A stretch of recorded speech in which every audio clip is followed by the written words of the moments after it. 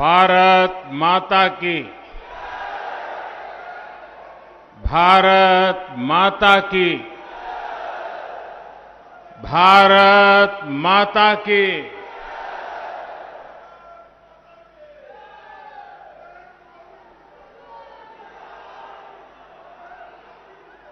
सीता मैया, राजा जनक, कविराज विद्यापति के ई मिथिला भूमि के नमन करे छी।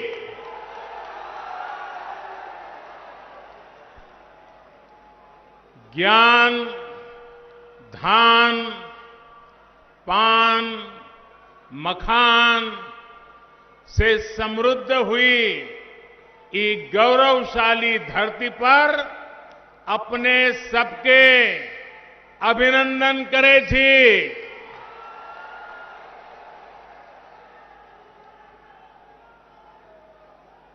बिहार के मुख्यमंत्री मेरे मित्र भाई नीतीश जी, जो हमारे भावी मुख्यमंत्री के रूप में आपके आशीर्वाद निश्चित मिलने वाले हैं। जेडीयू, भाजपा, हम पार्टी, वीआईपी पार्टी के अन्य सभी प्रतिनिधिगण और विशाल संख्या में पधारे हुए मेरे प्रिय भाइयों और बहनों, बिहार की पवित्र भूमि पर मैं राजा सलहेश, वीर शिरोमणि बाबा चौहरमल, राह बाबा और गोरैया बाबा को भी नमन करता हूं। बाबा चौहरमल और तमाम संत जनों के आशीर्वाद से ही सबका साथ, सबका विकास, सबका विश्वास आज देश के विकास का आधार है। साथियों, आज यहां दरभंगा के अलावा मधुबनी और समस्तीपुर सहित अनेक विधानसभा क्षेत्रों से आप सभी हमें आशीर्वाद देने के लिए आए हैं। मैं आपका हृदय से अभिनंदन करता हूं। साथ साथ हजारों साथी अलग अलग इलाकों में डिजिटल माध्यम से भी आज हमारे साथ जुड़े हैं। आप सभी भाइयों बहनों को, आपके उत्साह को, आपके संकल्प को, बिहार के प्रति आपके समर्पण को मैं आज आदरपूर्वक प्रणाम करता हूं। भाइयों और बहनों, आज पहले चरण का मतदान चल रहा है। जहां जहां मतदान हो रहा है, उन सभी साथियों से मेरा आग्रह है कि कोरोना से बचने के लिए पूरी सावधानी बरतें। चुनाव के व्यस्त कार्यक्रमों के बीच हमारे सहयोगी और वीआईपी पार्टी के अध्यक्ष मेरे मित्र भाई मुकेश साहनी जी को कोरोना हो गया। बिहार के उप मुख्यमंत्री भाई सुशील मोदी जी को भी कोरोना से लड़ना पड़ रहा है। मैं बिहार के किसी भी राजनीतिक दल के कार्यकर्ता जो इस गहमा-गहमी के समय कोरोना से ग्रस्त हैं, तो मैं उन सबके स्वास्थ्य लाभ के लिए प्रार्थना करता हूं। बिहार के नागरिक भी इस कोरोना के संकट काल से अगर कोई बीमार है तो जल्द स्वस्थ हो जाए, यही मैं प्रार्थना करता हूं। साथियों, महाकवि विद्यापति ने इस क्षेत्र के लिए एक बार मां सीता जी से प्रार्थना की थी और विद्यापति जी ने मां सीता जी से कहा था, जन्म भूमि अच्छी मिथिला, समारू है मां, कनी आबी अपन नहर निहारू है मां। विद्यापति जी ने तब के मिथिला की स्थिति पर मां से आग्रह किया था। अब आज हम देखें तो बीते 15 वर्षों में बिहार नीतीश जी के नेतृत्व में बहुत आगे बढ़ा है। आज मां सीता अपने नैहर को तो प्रेम से निहार ही रही होगी, अयोध्या पर भी आज यहां की नजर अवश्य होगी। सदियों की तपस्या के बाद अब आखिरकार अयोध्या में भव्य राम मंदिर का निर्माण शुरू हो गया है।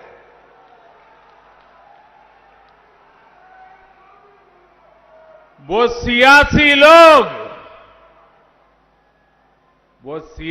लोग जो बार बार हमें तारीख पूछा करते थे, बहुत मजबूरी में अब वो भी तालियां बजा रहे हैं।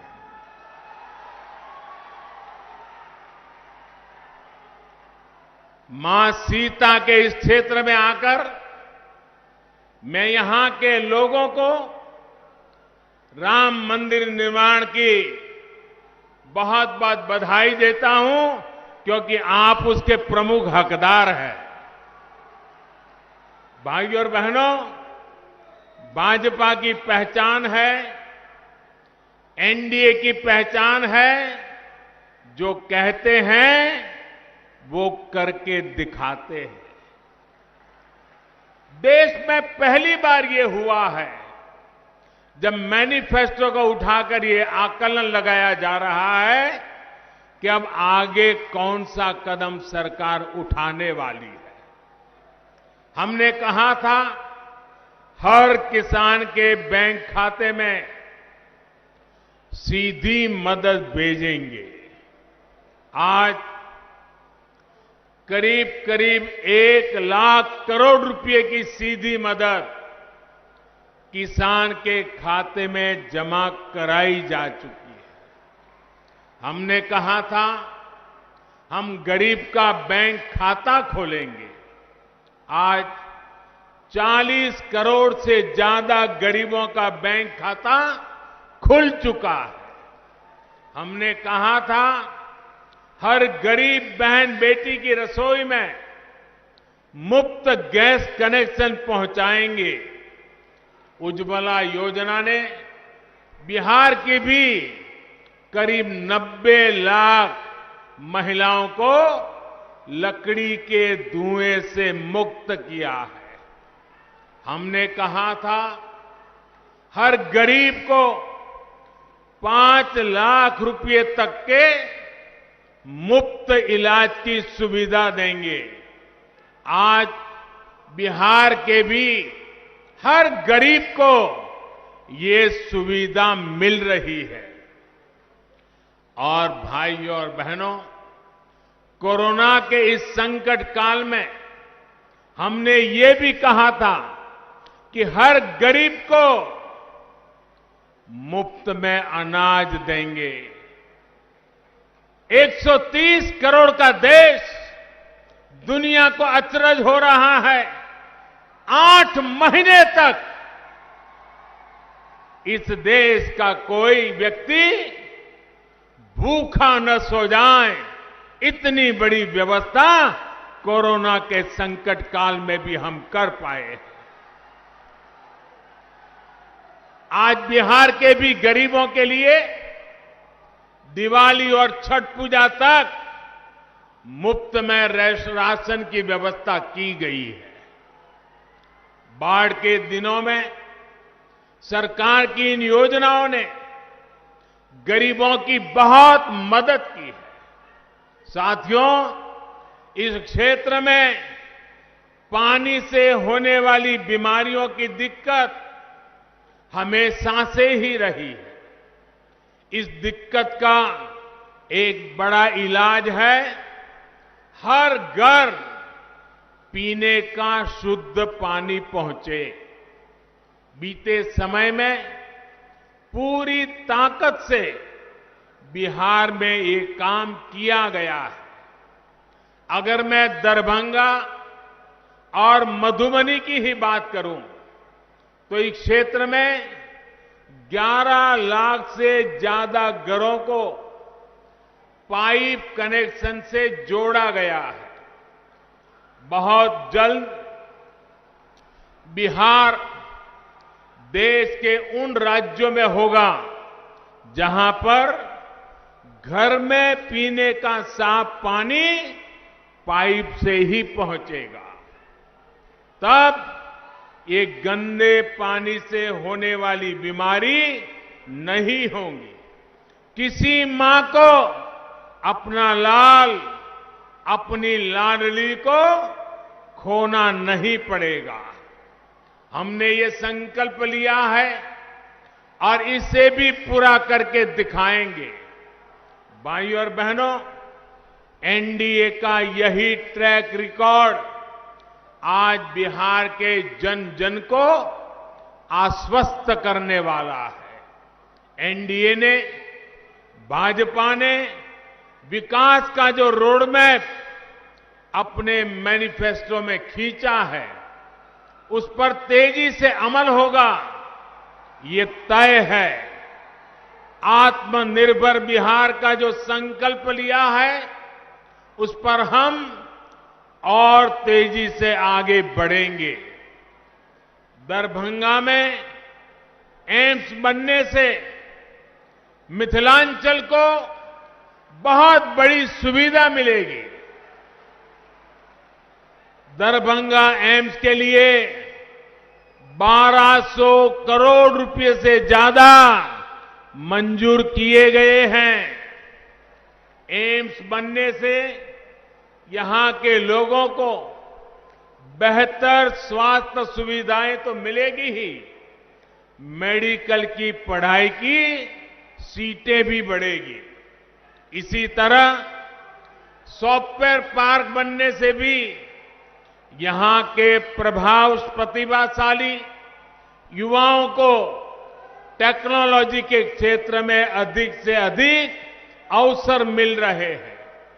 दरभंगा में एयरपोर्ट की आधुनिक सुविधाएं मिलने से पूरे मिथिलांचल की कनेक्टिविटी और सशक्त होगी। रामायण सर्किट का अहम हिस्सा होने के कारण मिथिलांचल में पर्यटन, तीर्थाटन की संभावनाओं का विस्तार होगा।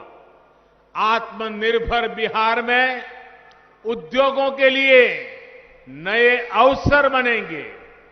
युवाओं के लिए रोजगार, स्वरोजगार के अवसर बनेंगे। गरीबों के लिए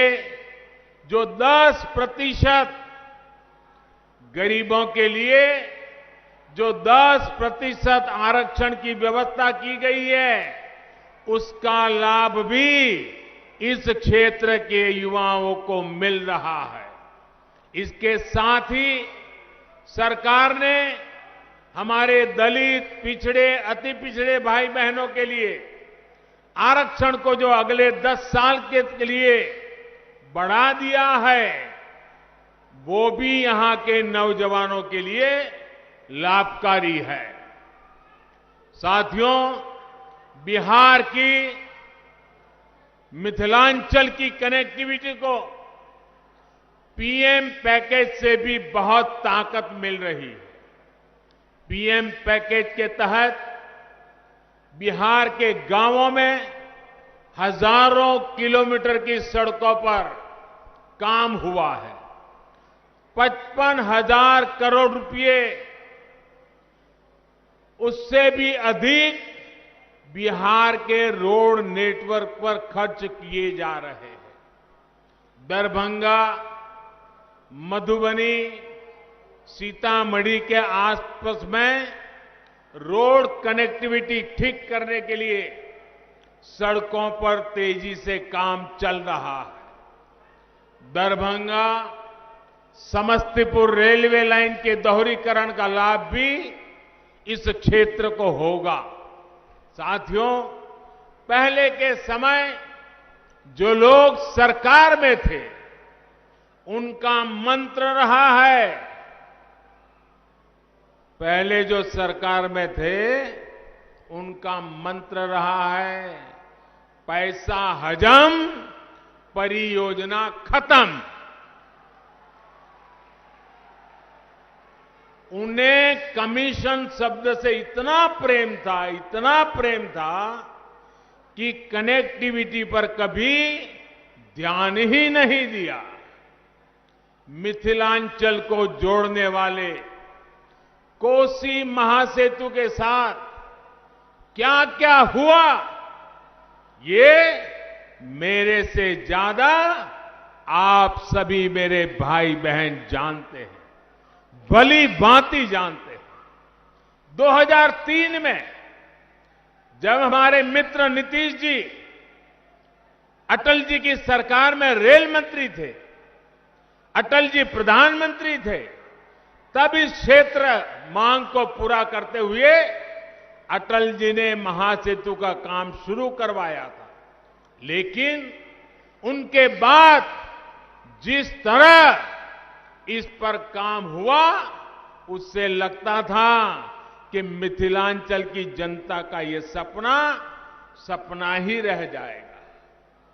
केंद्र में एनडीए की सरकार बनने के बाद और यहां नीतीश जी की ताकत मिलने के कारण कोसी महासेतु का काम कई गुना तेजी से आगे बढ़ा और कुछ दिन पहले ही मुझे कोसी महासेतु के लोकार्पण का सौभाग्य मिला।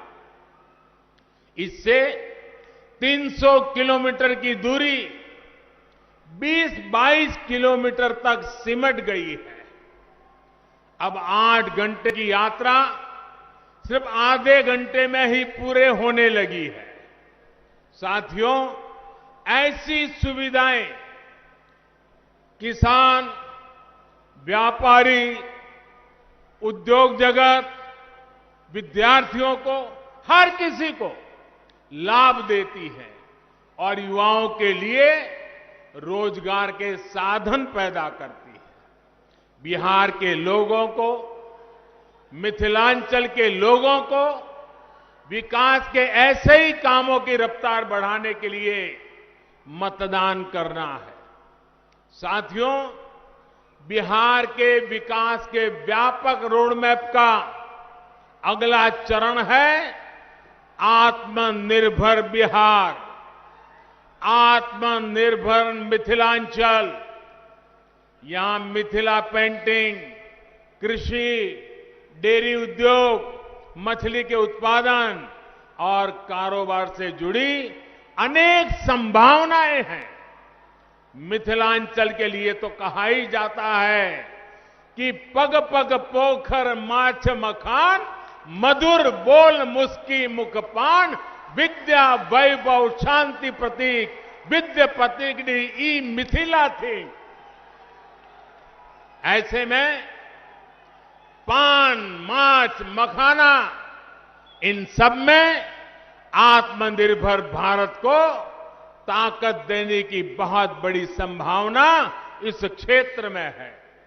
समस्तीपुर तो एक प्रकार से देश में कृषि, पशुपालन और मत्स्य पालन से जुड़ी रिसर्च का हब बन चुका है। डॉक्टर राजेंद्र प्रसाद जी से लेकर जननायक कर्पूरी ठाकुर जी ने जो सपने देखे थे, वो अब पूरे होते दिख रहे हैं। डॉक्टर राजेंद्र प्रसाद विश्वविद्यालय को सेंट्रल यूनिवर्सिटी का दर्जा दिया गया है। मत्स्य संपदा योजना के तहत इस क्षेत्र के अनेक जिलों में मछली के उत्पादन से लेकर चारे तक के अनेक प्रोजेक्ट शुरू किए गए हैं। जब करोड़ों का निवेश यहां होगा, युवा उद्यमियों को आर्थिक मदद मिलेगी, तो बड़ी मात्रा में नए रोजगार तैयार होंगे। साथियों, फसल हो, दूध हो, सब्जी हो, मछली हो, कोशिश ये है कि बिहार के अलग अलग जिलों में जो बेहतरीन उत्पाद पीढ़ियों से उपजते हैं या तैयार होते हैं, उनसे जुड़े उद्योग लगाए जाएं। इसके लिए जरूरी सुविधाएं गांवों में तैयार की जा रही है।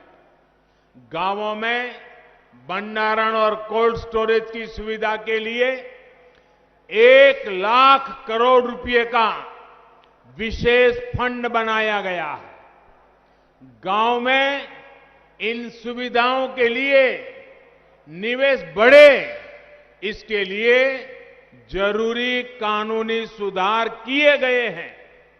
छोटे किसानों को बिचौलियों से, उनकी चंगुल से बाहर निकालकर कृषि उत्पादक संघों एफपीओज से संगठित किया जा रहा है। ऐसे ही एफपीओज और दीदियों के समूह भंडारण की सुविधाओं से लेकर कृषि उद्योगों तक को चलाने वाले हैं। बिहार के युवा उद्यमियों, स्टार्टअप्स के लिए भी अनेक अवसर नए कृषि सुधारों से बनाए जा रहे हैं। साथियों, दरभंगा सहित मिथिलांचल के एक बड़े हिस्से में आप अगले चरण में मतदान करेंगे। राज्य के अन्य क्षेत्र के लोगों ने जो प्रण किया है, उसी प्रण का आपको भी ध्यान रखना है। ये प्रण बिहार के भविष्य के लिए, आत्मनिर्भर बिहार के निर्माण के लिए बहुत ही जरूरी है। बिहार के लोग ये ठान चुके हैं, बिहार में जंगल राज लाने वाली ताकतों को फिर परास्त करेंगे। बिहार के लोग ये ठान चुके हैं, बिहार को लूटने वालों को फिर हराएंगे। बिहार के लोग ये ठान चुके हैं, इस प्रतिभाशाली धरती के नौजवानों को धोखा देने वालों को फिर हराएंगे। बिहार के लोग ये ठान चुके हैं, बिहार की महिलाओं का जीना दूभर कर देने वालों को फिर हराएंगे। साथियों, जिन लोगों की ट्रेनिंग समाज को बांटकर राज करने की हो, जिन लोगों की ट्रेनिंग कमीशन खोरी की हो, वो बिहार के हित में कभी सोच नहीं सकते। बिहार के मेरे भाइयों और बहनों, इनके ट्रैक रिकॉर्ड को याद रखिएगा। ये वो लोग हैं जिनके राज में बिहार में अपराध इतना फला फूला कि लोगों का जीना मुश्किल हो गया था। ये वो लोग हैं जो किसान कर्ज माफी बात करके कर्ज माफी के पैसे में भी घोटाला कर जाते हैं। ये वो लोग हैं जो नौकरी देने के काम को करोड़ों रुपए कमाने का जरिया मानते हैं। इसलिए इनसे सावधान रहिए, इनसे सतर्क रहिए। भाइयों और बहनों, एक तरफ एनडीए है, आत्मनिर्भर बिहार बनाने का संकल्प लेकर खड़ा है। दूसरी तरफ ये लोग हैं जो बिहार की विकास की परियोजना के पैसों पर नजरें गड़ाए हुए हैं। याद रखिए, एनडीए यानी भाजपा, जेडीयू, हम पार्टी और वीआईपी, इनके सभी प्रत्याशियों को आपका एक एक वोट जो मिलने वाला है वो बिहार को तेज गति देगा, बिहार को नई ताकत देगा, बिहार के उज्जवल भविष्य में आगे बढ़ेगा, बिहार आत्मनिर्भर बनाएगा। एनडीए को पड़ा आपका हर एक वोट बिहार को फिर से बीमार होने से बचाएगा। इन्हीं संकल्पों के साथ माता जानकी को प्रणाम करते हुए फिर से मैं आप सबका बहुत बहुत आभार व्यक्त करता हूं। मेरे साथ पूरी ताकत से बोलिए, भारत माता की, भारत माता की, भारत माता की, भारत माता की। बहुत बहुत धन्यवाद।